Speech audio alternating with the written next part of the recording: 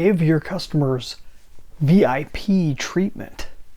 Hi, I'm Brian Pombo. Welcome back to Brian J. Pombo Live.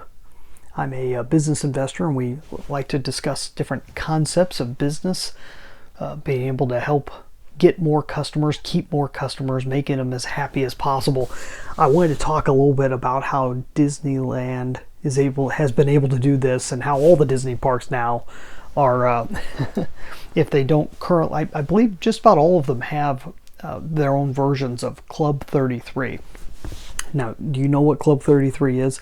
If you walk through New Orleans Square in Disneyland, you will it's not very clear that it's there, but there is a kind of a secret doorway that gets you into Club 33. And what Club 33 was a special place designed by Walt Disney originally, where he could take VIPs. And what it ended up becoming over time was a VIP club that a person could actually belong to. More often it's companies that will pay a large sum to be able to, on an annual basis, to be able to get into there, and then they get reservations for meals there. It's a restaurant, a high-end restaurant within the confines of Disneyland. So already people pay a lot to get into Disneyland, right?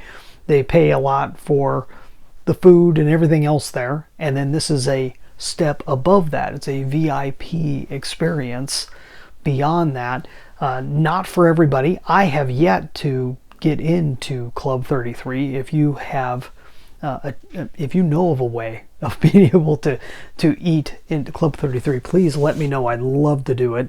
It's been one of those dream scenarios, because there's a whole lot of history to it and a lot of interest on my part, being a Disneyland fanatic. So since then, it's been popular enough within the right circles that they've added it to their other parks.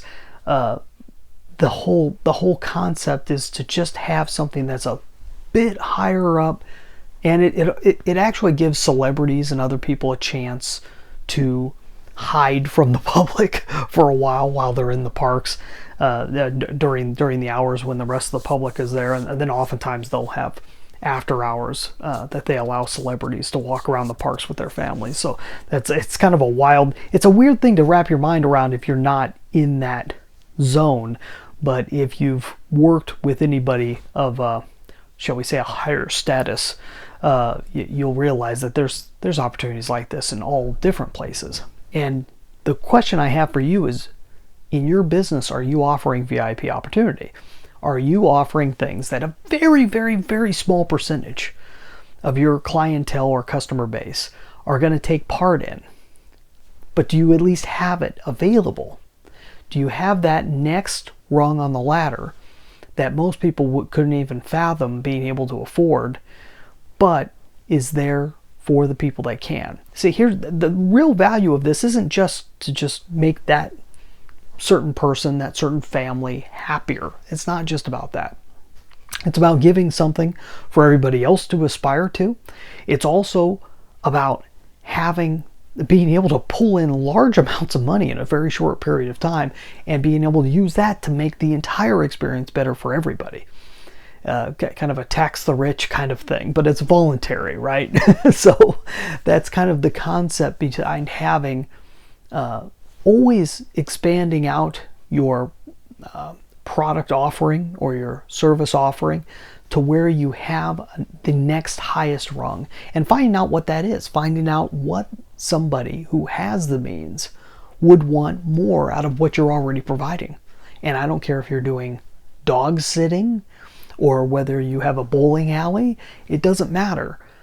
It's the same concept no matter what. There's always another higher rung that somebody might be willing to pay for. And you may not get it very often, but when you do, that's a big payday. And that big payday can help a whole lot of other things happen in your business. So it's something to think about. It's something to consider. And, I mean, you should have multiple rungs, right?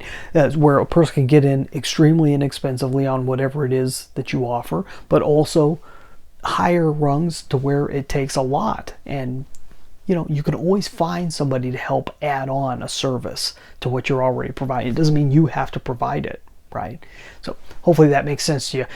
For more strategy ideas, go check out my book, 9 Ways to Amazon Proof Your Business. It's to make yourself completely